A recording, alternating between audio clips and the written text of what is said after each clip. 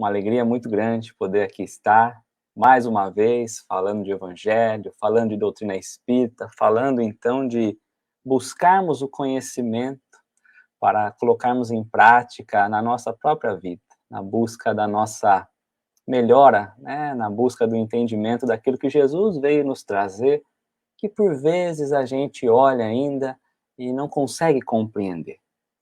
Então, obrigado pela oportunidade, porque a cada estudo, a cada momento, é justamente essa oportunidade divina de nós falarmos e aprendermos com aquilo que Jesus vem nos trazer. Ainda que tão difícil, ainda que tão distante, ainda que tão incompreensível, por vezes, na nossa caminhada.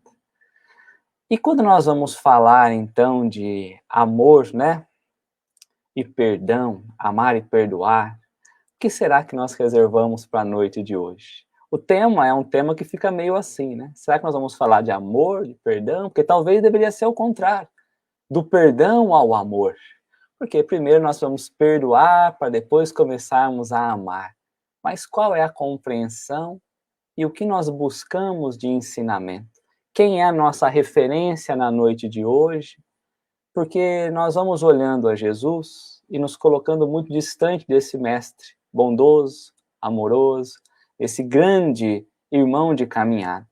Então nós precisamos, às vezes, olhar pessoas mais próximas, que nos parece mais fácil ou mais palpável, né, a lição da própria vida, sem tantos sofrimentos, né, dolorosos, ao olharmos Jesus, vamos pegando uma figura tão falada entre nós e pouco analisada quanto ao entendimento da sua própria vida. Paulo de Tarso. É justamente sobre Paulo que nós vamos trazer o entendimento da noite de hoje, a compreensão do que seria caminhar do amor até o perdão. Vamos começar, então, a pensar na vida de Paulo, porque olhamos para Paulo numa figura muito gloriosa, como sendo aquele espírito que levou, então, o cristianismo adiante, responsável por construir as igrejas, né? Olhamos lá pelas cartas que Paulo dirigia às comunidades daquela época, onde ele ia implantando. A pensar aos dias de hoje, se sem a figura de Paulo, nós teríamos conhecimento do cristianismo, ou se talvez essas palavras teriam se perdido ao vento. Porque quando olhamos, ainda que pela história, Paulo é aquela força que a todo instante está ali, mostrando o sacrifício na continuidade dos ensinamentos de Jesus. É aquele que se coloca a caminhar, a escolher longos traçados aí, né, de trabalho para edificar a palavra em todos os cantos. Mas Paulo nunca, nem sempre foi assim. Quando nós olhamos para a figura dele, já cristão, é natural que nós pensemos que a vida de Paulo foi muito fácil. Ainda que nós tenhamos lido Paulo e Estevão, ou folhado o Ato dos Apóstolos, ainda assim a figura de Paulo fica muito pouco destacada quanto à necessidade de transformação. Nós falamos de Paulo transformado, mas nós não paramos para olhar nas entrelinhas da própria vida. Por isso, o olhar maior hoje vai ser para essa figura. E como será que ele consegue, através dos seus atos, nos ensinar a como caminhar? Porque estudar pela ótica espírita, ainda que os ensinamentos do Antigo, do Novo Testamento, é lançarmos aos dias de hoje aquilo que foi escrito há quase 2000 anos. Como nós temos compreendido, não ficado preso apenas à letra, mas extrair da letra o verbo vivo que nos convida à grande transformação. A pensar na figura de Paulo, desde a perseguição, né, aos próprios cristãos, até a própria conversão, até descobrir, então, a missão gloriosa que ele trazia. Precisamos pensar, sem aprofundar tanto no contexto histórico, porque se nós quisermos conhecer a história como um todo, seria necessário buscarmos, então, mergulhar muito mais ao próprio livro Paulo e Estevão, porque lá encontramos detalhes importantíssimos, belos, de uma história, então, que vem florida de detalhes e que nos enche o coração de esperança. Mas o papel nosso é olhar para a figura de Paulo, entendendo Paulo como sendo nós na caminhada. Alguém que sempre esteve ali acima da lei, como sendo a própria lei. Muito respeitado, tendo uma condição na própria sociedade, tendo recursos financeiros em abundância, estando colocado nos quadros sociais mais importantes. Aquele que dizia conhecer as leis divinas. Aquele que vivia pelas leis de Deus. Mas que, a partir do momento em que se coloca ali a perseguição aos cristãos, parece ver a sua vida um pouco bagunçada. Começa a viver uma nova experiência que parece ser a experiência de todos aqueles que vão se afastando dos ensinamentos de Jesus. Começa, muitas vezes, a olhar Paulo ali na própria morte de Estevão. Aqueles que não conhecem, mas creio que a maioria de nós conhecemos, então, que Estevão se torna um perseguido de Paulo justamente por pregar os ensinamentos de Jesus. E por esse motivo, Paulo se coloca, então, a perseguir. Coloca tanto a perseguir que vai perseguindo a ponto de o condenar à própria morte, de colocar, então, ele, né, a sofrer ali todas as dores necessárias do sacrifício, para que ele pudesse pagar pelos maus ensinamentos dados por esse tal Galileu que o ensinara. Pela própria conversão desse que antes seguia o Antigo Testamento, mas que agora começa a falar, então, de alguns ensinamentos vindo aí de um tal de Jesus de Nazaré. Mas ele percebe, então, e descobre que aquele que ele havia, então, mandado ou condenado à própria morte, o Estevão, não é nada mais, nada menos do que o irmão da sua própria amada. Aquele tal Gesiel, que Abigail falava a Paulo, que havia desaparecido, havia sumido, e que Paulo nunca tivera conhecido. Mas que no dia da sua morte, em companhia da sua amada, percebe que aquele que ele mesmo mandara matar era o irmão da sua noiva. Parece, então, que naquele momento ele começa a sentir que as coisas começam a caminhar por caminhos diferentes. Vê desmoronado os seus sonhos, inclusive do próprio relacionamento matrimonial. Antes imaginava construir uma família, construir um lar, né, edificar um lar, ter filhos, mas pela sua própria conduta, ele vai vendo ali desmoronar todas as oportunidades, uma vez em que ele mesmo manda matar o irmão da sua amada, que tivera sumido e que agora aparecera, então, preso, passando pelos sofrimentos.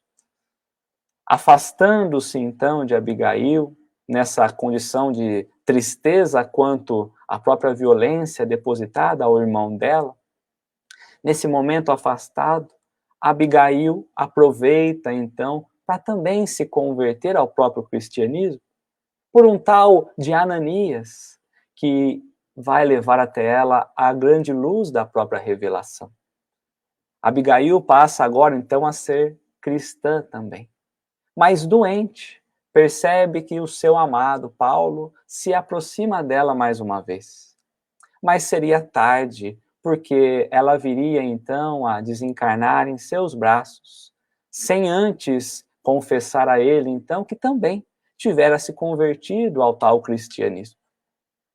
Paulo, revoltado pela morte da sua amada, sabendo então da conversão por esse tal de Ananias, coloca ali, transferindo a sua dor, transferindo a sua mágoa, transferindo a sua revolta, a condenar e a buscar todos aqueles que falavam de Jesus, dos seus seguidores, mas em especial desse que tivera convertido a sua amada no cristianismo.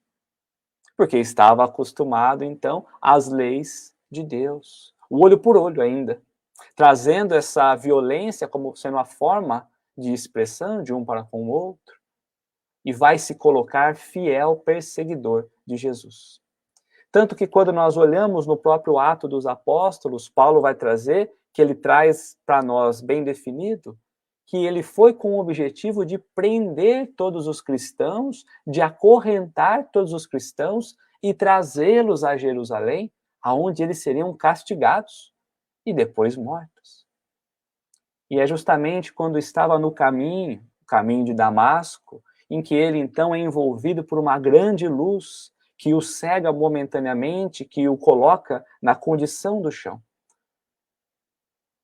E ele ouve uma voz falando na acústica da sua consciência: Saulo, Saulo, por que és que me persegue?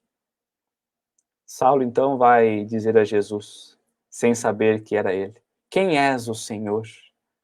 E é aí que Jesus vai dizer: eu sou Jesus de Nazaré, aquele que você persegue. Naquele momento, Paulo se coloca então ante uma luz e um entendimento que nunca tivera. Assustado com a representatividade da própria luminosidade quanto à cegueira que carregava a partir dali. Mas compreendendo a força daquele que antes ele perseguia, ele vai dizer: Senhor, e o que queres que eu faça? E Jesus então vai pedir para que ele adentre a cidade, naquele movimento de que Paulo confia. Vai à cidade como alguém que não tiver a escolha, sem enxergar, com os seus amigos de caminhada, a duvidar do que tinha acontecido, e assim então ele se faz. Se coloca a uma hospedaria, e eis que Jesus vai então falar na acústica da alma de Ananias. Ananias, precisamos que você vá ajudar. Um amigo que precisa da sua ajuda, não é? Que está na hospedaria. E Ananias vai dizer: eis-me aqui, Senhor. A dizer que aquele que está em contato com Jesus no seu trabalho se coloca a todo momento disposto a estar ao trabalho. Porque nós falaríamos, mas Senhor, é aquele que vem me prender. É aquele que vem me perseguir. Eu vou ajudá-lo. Nós já percebemos, então, aqui um olhar daquele que já tem se convertido quanto ao caminho do Cristo. Eis-me aqui, Senhor, por que der e vier. Ele vai atender Paulo, vai levar alguns ensinamentos. Paulo começa a conhecer, então, a mensagem de Jesus e entende a necessidade de se deslocar ao deserto por aproximados 1000 dias, mais de 1000 dias, como um humilde artesão, a sair das condições elevadas da sociedade e agora na condição humilde, a entrar no deserto. O deserto a simbolizar a nossa própria consciência, a luta para vencermos a nós mesmos, ou a pensar, inclusive, na nossa própria reencarnação como sendo um deserto, onde vivemos a escassez, mas que nós nos colocamos a sair com vigor, com vitória. E é justamente nessa viagem que Paulo conhece Ezequias, amigo do seu grande irmão, do seu grande companheiro, né, Gamaliel, do seu grande mestre e professor Gamaliel, um cristão valoroso. Percebemos então que Paulo começa a ter contato com os cristãos, tanto que no próprio deserto ele vai encontrar com Áquila e Prisca, também judeus convertidos ao cristianismo. Parece que ele começa a vislumbrar um mundo dos cristãos que antes ele imaginara não ter. Ao retornar do deserto, então, ele vai falar com seu pai, retorna à sua casa, vai falar com alguns amigos e percebe que os amigos o recebem mal, vão dizer que ele estava louco e vai até o seu pai, pai que ele tem como sendo um dos melhores amigos.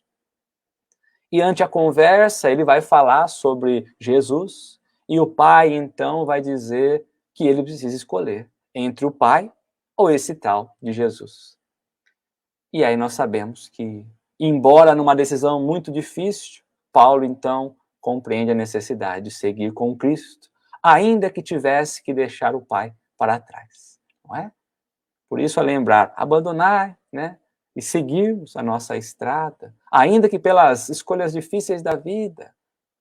Essa é um pouco a figura de Paulo antes de nós entrarmos na lição que nós separamos para hoje.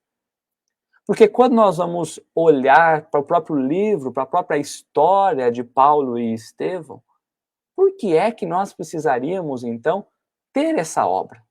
O que essa obra iria nos acrescentar, uma vez que a história já teria sido contada no próprio Ato dos Apóstolos? Tudo bem que agora esse livro, na característica de romance, pela psicografia de Chico Xavier, nos traz detalhes por Emmanuel que Ato dos Apóstolos não nos traz. Mas por que nós precisaríamos, então, reviver essa passagem?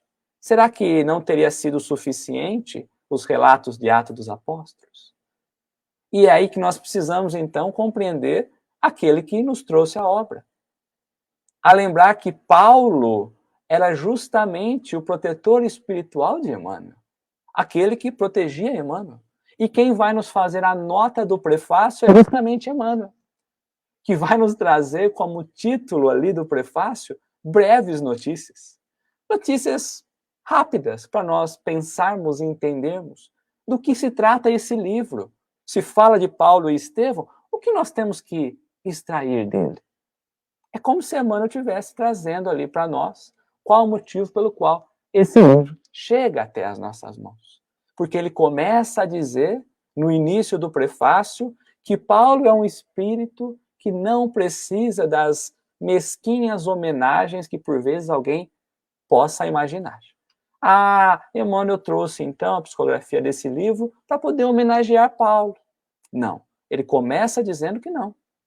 E muito menos para relembrar o tempo apostólico. Então, para relembrar todo aquele tempo, basta que nós busquemos Atos dos Apóstolos.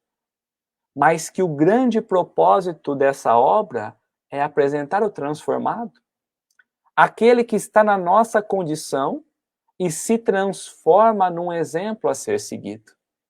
Que esse é o propósito maior, de colocar destaque, recortar as lutas e os testemunhos que ele trouxe ante um coração endurecido, mas que se transforma num coração extraordinário ao serviço do Cristo. Ainda que tivera passado as desilusões amorosas pelas suas más escolhas durante a vida. É preciso, então, mergulharmos, porque o próprio Emmanuel coloca no prefácio que se nós olhamos hoje para Paulo na sua grande obra e pensamos em tudo aquilo que ele realizou, é porque ele realizaria um ministério divino. O Paulo trazia como projeto de vida realizar o ministério divino. E é por isso que ele conseguiu realizar então. Por isso ele está mais evoluído do que nós. Mas aí Emmanuel põe uma vírgula e vai dizer, mas quem de nós não traz o ministério divino a ser desenvolvido? A lembrarmos nós que Paulo realmente somos nós na nossa condição, imaginando saber de tudo, tomando decisões erradas que por vezes dificultam a nossa caminhada. Mas que agora é preciso mergulharmos a converter aquilo que nós ainda temos dificuldade, a fazer o ministério divino a partir de nós mesmos, a pensar que todos nós também trazemos a convocação ao serviço cristão, porque olhamos um, olhamos o outro, e vamos imaginando que somente o outro é convocado ao bom serviço. Mas aí nós vamos vendo que, na verdade, todos nós somos, e apenas as formas vão variando. O convite é que vai chegando de uma forma diferente, mas que a essência do trabalho é a mesma para todos. O próprio amor, que Paulo precisaria desenvolver esse sentimento e conseguir, ainda que um coração endurecido, ainda que um coração com pouco sentimento. Pensemos nós aos homens, né, de 2000 anos atrás, um pouco menos, como seria todo esse sentimento. Mas Emmanuel vai dizer que, diante desses convites que a vida vem nos trazendo, de formas diferentes, sutis ou mais intensas, de formas inesperadas, a maioria de nós, ao invés de aceitarmos, temos negado. Ao invés de aproveitarmos o convite generoso, temos nos esquivado. E diferente de Paulo, que se diz, Senhor, que queres que eu faça? Nós temos colocado, Senhor, que eu não tenho o que fazer, que o outro tenha o que fazer. E ainda Emmanuel vai trazer que uma outra finalidade da própria obra é nós olharmos para Paulo como uma figura que, sem a ajuda dos bons amigos da caminhada, talvez ele nada seria. A pensar em Estevão ou em Gesiel, como nós quisermos chamar, a mesma pessoa, o que seria de Paulo sem a existência de Gesiel? A lembrarmos nós que temos aprendido um para com o outro, ainda que em momentos difíceis, em momentos de discordância, em pontos de vista diferentes, mas que sem cooperação, sem colaboração, impossível se faz o desenvolvimento do sentimento do amor. Emmanuel vai colocar no próprio prefácio que o amor é justamente a força divina que equilibra todo o universo. Se nós buscamos pelo equilíbrio das coisas, se faz necessário que nós comecemos pelo amor. Talvez um parágrafo que nos convida a uma reflexão ainda mais profunda é que Emmanuel vai nos trazer que aquele livro, ele foi grafado ou ditado, como nós quisermos pensar, por um espírito, para que possa, então, ser lido também por um espírito. Na condição daquele que vive como espírito, não naquele que vive na condição da própria carne. É preciso que nós busquemos ler as entrelinhas da vida de Paulo, a olhar Paulo como um espírito, como nós. A não limitarmos a olhar apenas pelas letras, porque Paulo, na uma oportunidade, também disse a nós que se nós buscarmos apenas a letra mata, mas o espírito vivifica. A dizer que se nós não temos olhado os ensinamentos e trazidos para nós estamos nos matando, como Paulo, que ainda quando achava saber de tudo, estava a matar, a condenar, inclusive a ele mesmo. Mas que quando nós passamos a sentir Jesus na condição espiritual da caminhada, aí sim nós passamos a viver uma experiência divina. Olha que beleza! A pensar que esse livro, ainda que falado por Emmanuel como sendo uma obra muito humilde, ela serve como um exemplo muito mais claro aos nossos próprios corações, a maneira como nós temos que seguir, desenvolver, aprender e caminhar, porque a pensar em Paulo, talvez Paulo tivesse uma condição pior que nós. E a dizer que nós temos condições, então, de estarmos a todo momento credenciado através da própria necessidade de trabalhar por amor às coisas do Cristo. Parece distante, parece difícil. Por isso que o destaque nosso vai ser justamente para a segunda parte do livro, lá no capítulo 3. Porque nós falamos tanto das nossas lutas diárias, falamos tanto das dificuldades que nós passamos, e lá no capítulo 3 da segunda parte, vai trazer como título lutas e humilhações. Justamente aquilo que nós não queremos passar. Passar por lutas, para quê? Humilhações, então? Eu preciso me humilhar para desenvolver o amor? Nós nem chegamos no perdão, né, gente? Nós ainda nem chegamos no perdão. Então nós vamos voltar agora ao momento em que Paulo escolhe pelo Cristo e sai da casa do seu pai. Ainda que compreendendo que o trabalho era individual, que a partir daquele momento para frente ele precisaria se desenvolver da forma individual com o trabalho e que seria necessário muito esforço dali para frente, porque as regalias da sua posição não lhe contribuiriam mais. Ele não teria isso, mas também nem esperava. Compreendia que ele passava uma nova situação. Ainda que compreendendo tudo isso, no próprio capítulo vai dizer que Paulo chorava. Não conseguia conter aquele sentimento, tudo aquilo que ele estava passando.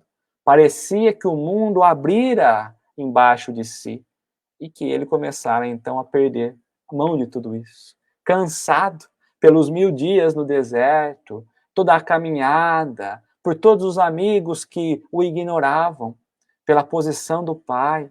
Ele vai encontrando ali em uma caverna, né, algumas pedras e vai se acomodando nessas pedras. vai dizer no capítulo que ele coloca a cabeça nas pedras, começa a prosseguir com as suas reflexões sobre tudo aquilo que estava passando, mas também sobre as lições e o ensinamento de Jesus. Se coloca a fazer uma prece. Olha o movimento da prece de novo, nos trazendo condições maravilhosas. Então Paulo se coloca a fazer uma prece e percebe que uma força invisível começa a balsamizar, então, as chagas que ele trazia na própria alma. É assim que nós encontramos. É um livro maravilhoso, não é? Forças que nós não enxergamos, que vai balsamizando, então, as chagas da nossa alma. Paulo deveria estar destruído, né, emocionalmente. E ele vai pensando, o que será que está acontecendo? Será que eu estou dormindo? Será que é um sonho? Porque parece que eu estou sendo levado por um lugar que eu não conheço, como se ele estivesse a levitar, e quando ele olha à frente, eis que ele vê então a figura, mais uma vez, de Estevão e Abigail, a sua amada. Uma imagem formosa dos dois jovens, animados e fortes. E Paulo, comovido, se coloca a ficar de joelhos, olhando aquela imagem e não acreditando. Porque a lembrar que, a pensar na condição do espírito, naquela época, doutrina espírita é agora, compreender o pós-morte, naquela época não. Paulo, então, percebe que Estevão vai fazer o movimento e dizer a ele, Paulo, levanta-te, por que estás aí ajoelhado, caído no chão? Levanta.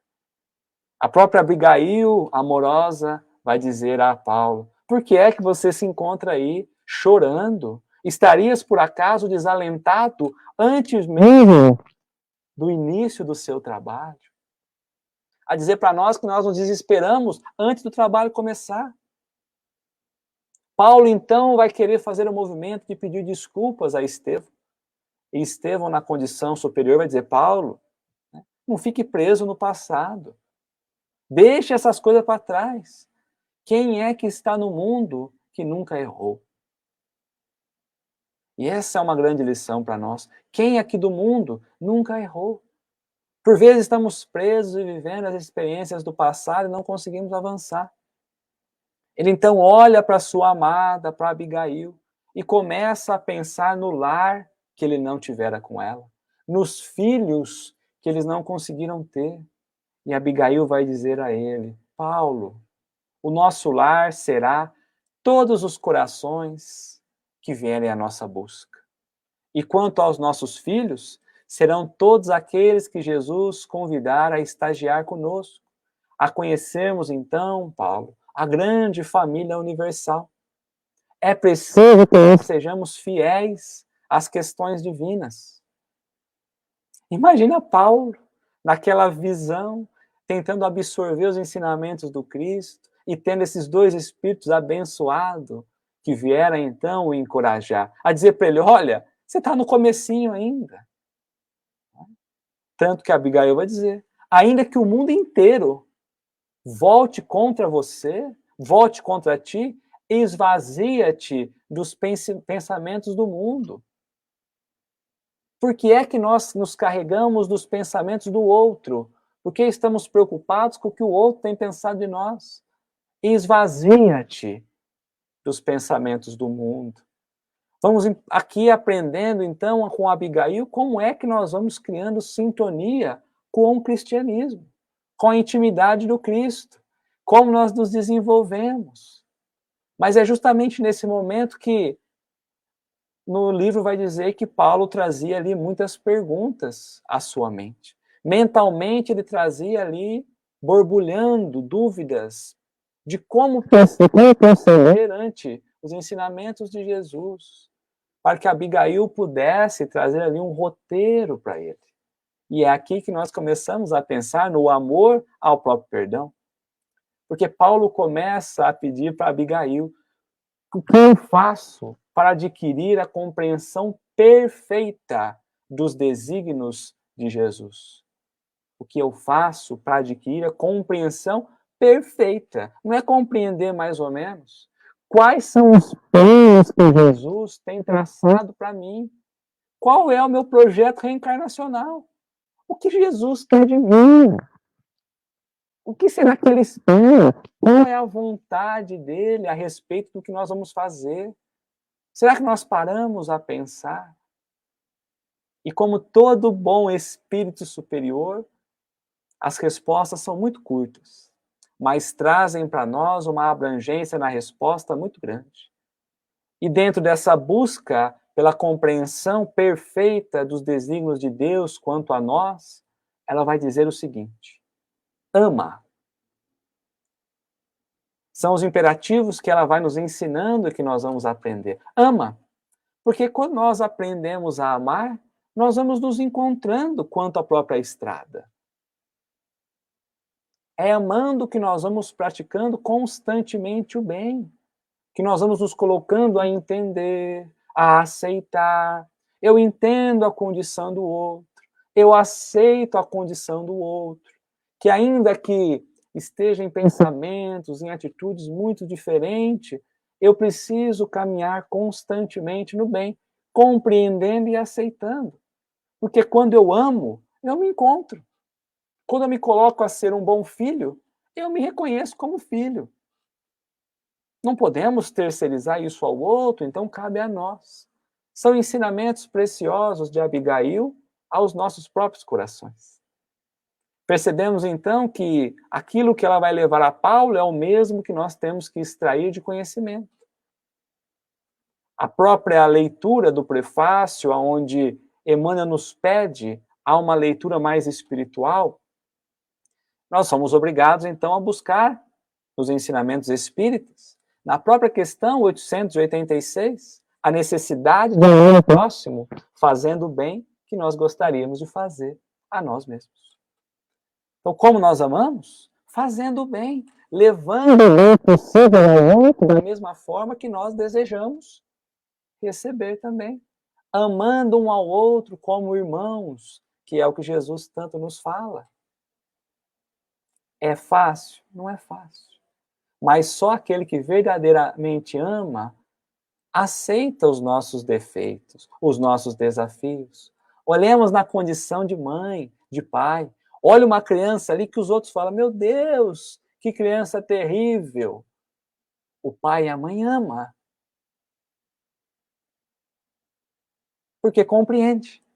Compreende a necessidade, a dificuldade, a luta. E muito mais do que isso, porque amar não se limita apenas a olhar pela razão. Não se limita a estagiarmos apenas pela inteligência. Como já falamos, é compreender os desígnios de Deus junto aos estágios em que nós estamos. O que Deus espera de nós? Que nós amemos um ao outro, que nós captemos essa frequência do amor mais pura, mais sublime, olhando muito mais para as coisas de Deus e valorizando muito menos as nossas coisas, porque nós ainda estamos na condição de amar o nosso e esquecemos de amar o outro. É a primeira lição que ela coloca. Ama. Não é? Por isso, do amor ao perdão. Primeiro ensinamento. Ama. Com toda certeza, ela vai finalizar, então, com perdoa, não é? Mas e entre esses dois sentimentos? Aí ele vai dizer, mas como eu consigo, então, enriquecer essa virtude que você está falando aí? Como alcançar a expressão de esforço perante o que Jesus espera de mim? Porque Jesus, olha a dificuldade de Paulo, que ele vai dizer, porque Jesus tem falado para amar até o inimigo. Se eu não estou conseguindo amar aquele que está do meu lado, quem dirá o inimigo? Como quem quer dizer, como que eu desenvolvo esse amor? E principalmente com aqueles que não gostam de mim. Aí a resposta de Abigail, trabalha. Ou seja, é preciso esforço, é preciso conquista. Trabalha, trabalha. Porque é justamente o trabalho que vai modificar o outro. Não, modificar a nós mesmos. Porque o trabalho apresentado por Abigail é o trabalho íntimo, corrigindo os nossos hábitos, corrigindo as nossas tendências menos felizes, né, mais infelizes. É preciso trabalhar. Mesmo que os resultados não apareçam de imediato, é preciso nos colocar a trabalhar, pelo próprio esforço da vida. Por isso que ao olhar pela própria doutrina espírita, a questão 674, nós encontramos ali a necessidade do trabalho para que nós não fiquemos na condição infantil enquanto intelectual. Porque é o trabalho que vai nos aperfeiçoando. É o trabalho que vai nos fazendo olhar muito mais para as coisas do coletivo e muito menos para mim. Embora que o trabalho seja em mim, eu começo a lançar o esforço num campo muito maior, respeitando o tempo do outro, mas entendendo que é a minha hora. Trabalho. Não perder as oportunidades, ainda que o outro apresente condições diferentes. Percebe que somos nós, não é o outro? Quando nós olhamos para a própria vida de Paulo, Paulo se preocupou em modificar ele mesmo, e não a modificar o mundo. O trabalho, então, seria nele, e não no mundo.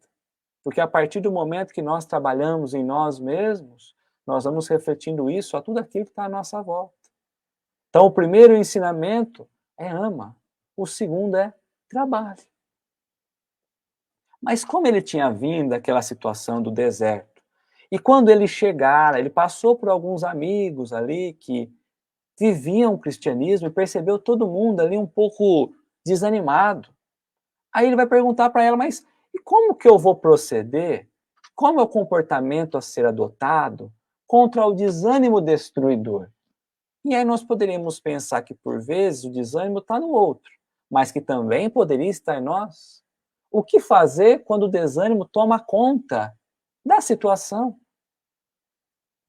Abigail vai dizer, espera.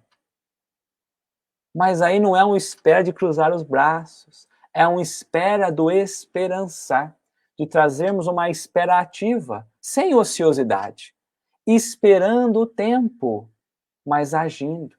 A olhar como exemplo da própria gestação. Parece que nada está acontecendo, mas está acontecendo. Porque nós já acordamos, nós já nascemos no corpo material, passando pelo processo da espera, do esperançar pelo próprio nascimento. E por que é que nós buscamos as coisas imediatas? Olhamos para um bom trabalho e é preciso que, ante o desânimo dos outros, nós compreendamos que a alma precisa estar preparada para o trabalho. E muitas não estão. Se nós já estamos, busquemos, então, ainda que pelos movimentos individuais, nos esforçar, sem capricho, com a abnegação de nós mesmos, buscando ali vencermos nossos próprios princípios, a pensar que o próprio esperar no tempo nos convida a alcançar o progresso necessário.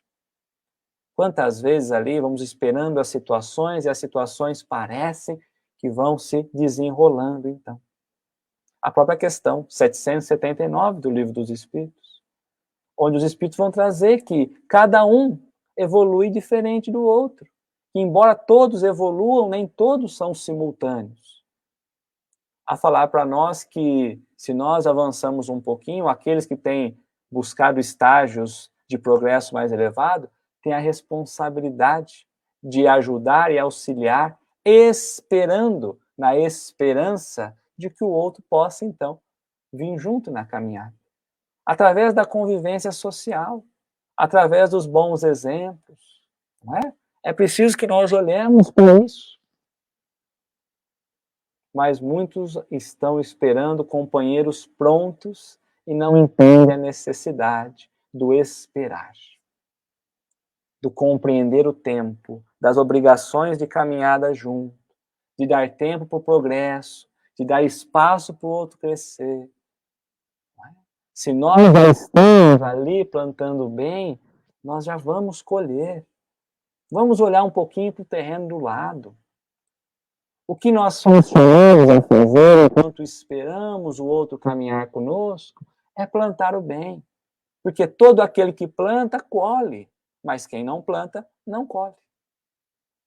E aí Paulo vai dizer, então, tá bom, tenho entendido. Amar, trabalhar e esperar. Mas e o que eu faço, então, para conseguir vencer essas forças contrárias, tão diferentes ao que eu penso. Como conciliar o evangelho com tanta indiferença? Como nós conseguimos pegar o evangelho e colocar no dia a dia? Porque a nossa pergunta é, mas e se me machucarem? Mas e se me ofenderem? Então a gente evita colocar em prática por medo, não é? E ela vai falar o quê? Perdoa. Então percebe que nós passamos do amor até o perdão? E ela vai falar, perdoa. Porque o que adianta nós acumularmos, então, tudo aquilo que o outro vem trazendo para nós? A mágoa, a angústia, o ódio. Quando nós sentimos isso de alguém, é porque nós trazemos esse sentimento dentro de nós. É preciso buscarmos a própria piedade, a misericórdia de um para o outro, né? Desenvolvendo ali a prática do dia a dia, de tentarmos ultrapassar essas dificuldades e essas dores, ensinando, ainda que pelo tempo, essas pessoas no caminho melhor, não é? Perdoa. Ainda que em movimentos contrários, ainda que encontremos forças contrárias, nós não podemos nos prender ao próprio espinheiro que o outro tem criado. O outro tem trazido um espinheiro e nós temos ali nos enrolado todo. Deixa o outro com o espinho dele. Se ele quer te cutucar, ele que cutuque. Que bom que é ele que está te cutucando e não você a ele. Por isso é preciso que nós olhemos, ainda pela condição do espírito, que nós precisamos amar o nosso próprio inimigo, questão 887 do Livro dos Espíritos. Amar o nosso inimigo e perdoar, fazendo o bem em troca do mal. Não é? Retribuindo o mal com o próprio bem, como está na própria questão. Amar o nosso inimigo, retribuindo o mal com o bem. Então, se alguém faz o mal, vamos fazer o bem. O que você está esperando de espíritos imperfeitos? Porque, olha, nós somos todos imperfeitos. Nós estamos na condição de aprendizado. Não é? Então, o que você está esperando do outro? Você tem se magoado e não quer mais conversar? Não quer mais se relacionar? Deixa isso com a lei divina.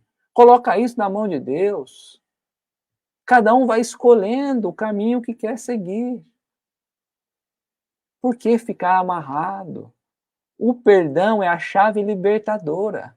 Nos liberta, nos tira da conexão com aqueles que por vezes ficam tentando nos espetar. É como a dizer, olha, você escolheu que eu serei seu inimigo, mas eu não vou ser o seu. Não tem problema nenhum. Alguém fez o mal? Perdoa, segue, vai embora. Não para na estação, porque a gente quer parar. E quando a gente para, nós não conseguimos avançar para o nosso propósito. Por isso nós passamos, então, o tema do amor ao perdão. Porque Abigail vem trazer para nós um roteiro de elevação espiritual a Paulo. Mas agora nós entendemos que não se limita só a Paulo, que também é para a nossa vida. A pensar nesses imperativos todo dia, deixando de estar apenas na consciência de Paulo, mas estando na nossa própria consciência também. É um tratado de evolução, de convidar nós a sairmos do vício que nós nos encontramos de encarnação por encarnação e colocarmos, então, numa rota construtiva e evolutiva.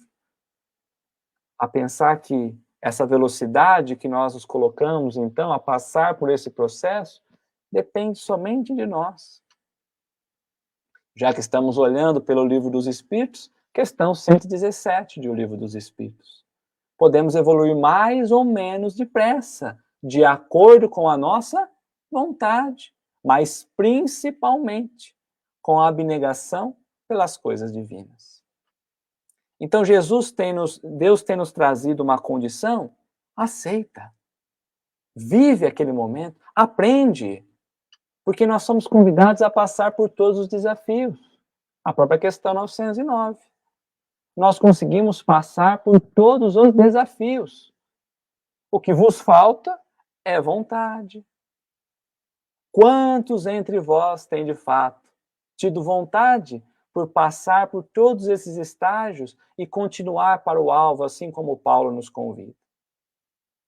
Será que estamos tendo a vontade ou será que nós estamos ali acomodados demais? Porque parece que Jesus tem se posicionado ali a esperar, na claridade do mundo, a perguntar para nós, ao invés de nós nos colocarmos na prontidão.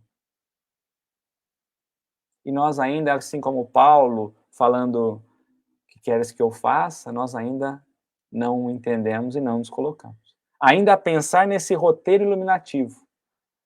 E é aí que Paulo, então, retorna do seu sono, daquele sonho, né, das instruções belíssimas, e vai lançar o seu olhar justamente ao firmamento azul, aos céus, e vai entender que nós não estamos abandonados de forma alguma, que inclusive aqueles que por vezes nós amamos, ou aqueles que nós erramos, continuam do outro lado, e que pela bondade divina continuam também praticando aquilo que Abigail tivera falado a ele, nos amando, não é? Trabalhando, a esperança, esperando que nós nos coloquemos em situações melhores e perdoando tudo aquilo que nós fizemos. Nós é que ainda não conseguimos enxergar porque vivemos mais na matéria do que na condição espiritual. E aí nós vamos vendo que Paulo é aquele que de fato aceitou esse estágio de transformação, que pegou os imperativos trazidos por Abigail e colocou de fato no dia a dia em sua vida. Tanto que ele vai trazer, na própria finalização de nós aqui, a trazer uma carta a Gálatas, onde ele vai trazer que já não é mais ele que vive, mas é Jesus que vive nele. Então que possamos estagiar do amor ao perdão, para que nós não mais vivamos na condição material da vida, mas que os nossos sentimentos sejam sentimentos mais profundos, os ensinamentos de Jesus. Muito obrigado.